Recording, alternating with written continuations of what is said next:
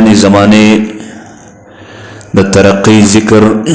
په تحریر و په تقریر کې انتهائی ډیر زیات راځي او عموما ټول انسانان د ترقی خواهشمند دي او د هغې خواهان دي او په 2 صدیو کې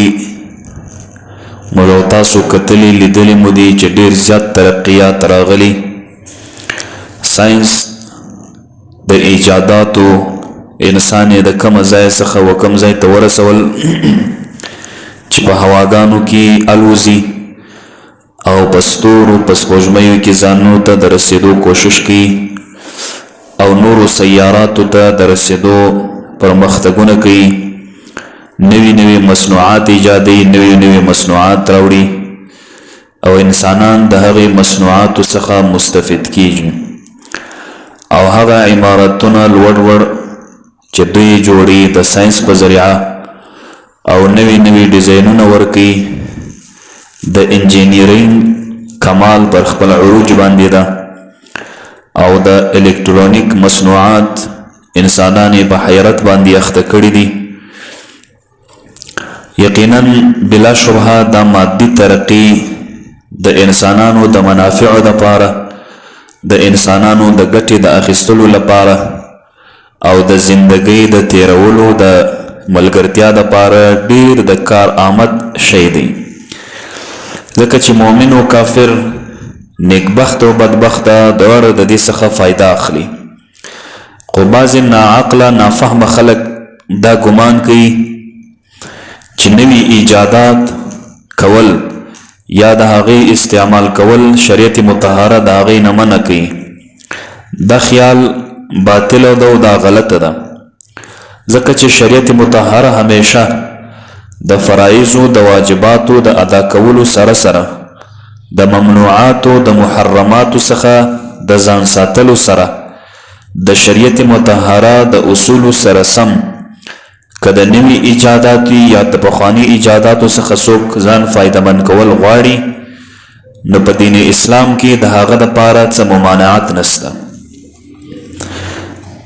اوس چې کومه ترقي ذکر سوه دا ټول مادي ترقي ده سوال دا دی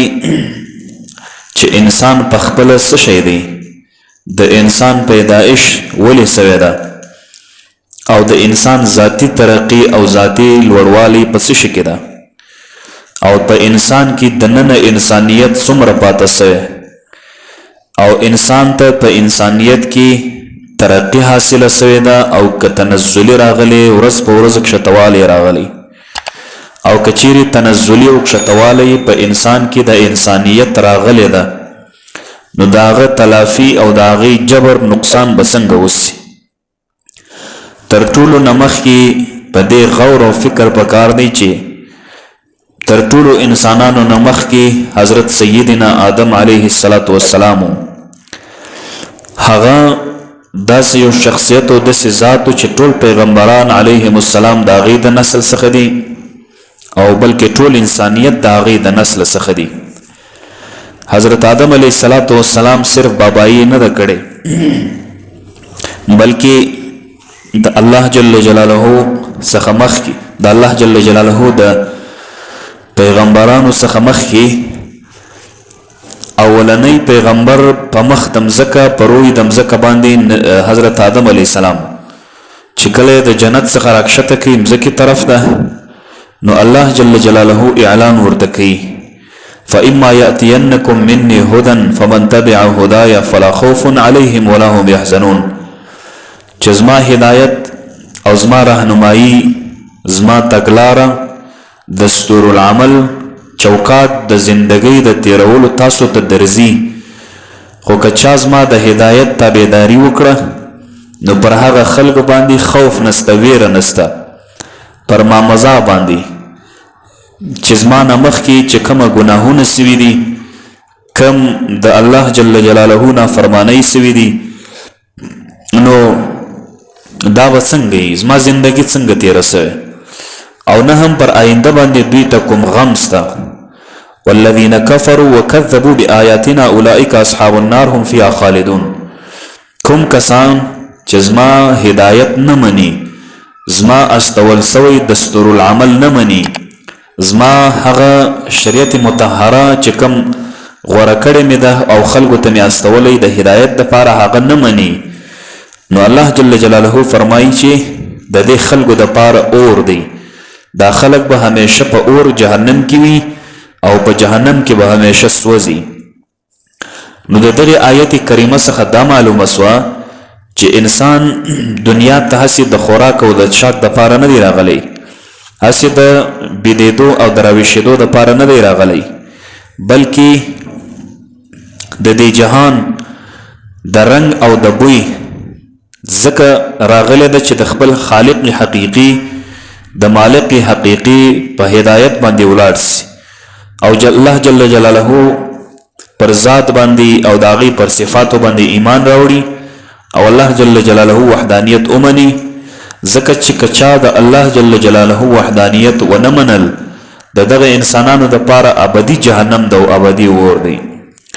الله جل جلاله د انسانانو د نوع څخه نبی او پیغمبر راواستول د هدایت دپاره د عهد اول څخه ونیسه، بیا یو پیغمبر وروسته تر بل پیغمبر حضرات انبیاء علیهم السلام یې استولی دي، هغه مبعوث کړي دي په رسالت باندې، بیا په ټولو کې آخرنی پیغمبر ازروی وجود سید البشر محمد مصطفی علیه السلام دی او نبی علیہ السلام ته الله تعالی د خاتم النبیین لقب او شرف ورکړه او نبوت او رسالت الله جل جلاله په نبی علیه السلام باندې ختم کړه. نبی علیه السلام مبارک چې دنیا ته راغی 40 کلنۍ کې مبعوث په رسالت باندې سو، نو تر ورځې تر قیامته پورې د الله پیغمبر دغه دین به قایم او دایم وي. او نبی علیه السلام مبارک چې کله دنیا ته راغی او بیا مبعوث په رسالت باندې سو، نبی علیه السلام ته الله تعالی څه فرمایي؟ سورة اعراف کې الله جل جلاله د هغې تذکره کوي، قل یا ایها الناس انی رسول الله الیکم جمیعا. اوایا ای پیغمبره و دې خلکو ته اوایا چې ای خلکو په تحقیق سره زه د الله جل جلاله د خوا استازی یم، د الله جل جلاله د خوا استول سوی پیغمبر یم تاسو ټولو ته. بیا نبی علیه السلام مبارک په روایت د مسلم شریف باندې حدیث ذکر کوي، فرمایي والذی نفس محمد بیده، قسم می دی د هغه ذات باندې چې د رسول اکرم صلی الله علیه وسلم روح د هغې په قدرت کې ده، لا يسمع بي احد من هذه الامه يهودي ولا نصراني ثم يموت ولم يؤمن بالذي ارسلت به الا كان من اصحاب النار. نبی علیہ السلام فرمای چې دا زما خبر د رسالت، زما خبر د دین، زما خبر د شریعت مطهره چې کوم خلکو ته ورسېده، هغه که یهودي وي، هغه که نصراني وي، هغه که مشرک وي، هغه که سیک وي، که هغه هر بلا وي، هغه په ما باندې ایمان را نه وړه او مړ سو، نو د الله رسول په قسم سره فرمایي چې هغه انسان به د اور د خاوندانو څخه وي، هغه انسان به جهنمی وي، ابدي جهنمی به وي.